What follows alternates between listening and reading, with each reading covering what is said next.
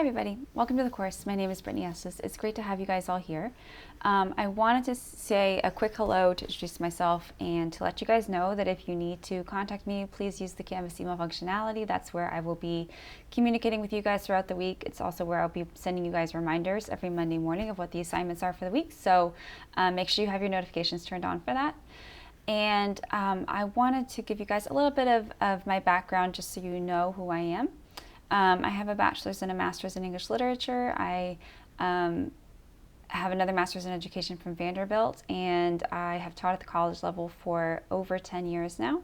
Taught for TCC for many of those years, and I've taught comp ed, I've taught many a lit course, and I really enjoy teaching literature because in particular the texts that you're going to read in this class are fascinating. They are reflective of what is a burgeoning American identity from the early settlers all the way up to 1865 when we had the Civil War, and you're going to see how that's kind of shaped and developed through these different texts. These texts you're going to read are going to be a mixture of both canonical texts, so things you're probably very familiar with, things like Edgar Allan Poe or Henry Wadsworth Longfellow. And then you're also going to read texts that you may not be as familiar with. So these are more marginalized voices that are often, left out of the canon. So they are female authors, they're African American authors, Latino authors, whatever it might be. You guys are not going to read as many texts in this very short course as we normally would in a longer course, but I still hope that you're going to get a good understanding of how these texts reflect that changing American identity, and also what that means for people who either do or do not fit necessarily within the traditional canon. So I think both sets of texts are really hugely important to read when it comes to understanding how this identity is developed. So that's my overview of the course. So what I love to do is get to know you guys a little bit.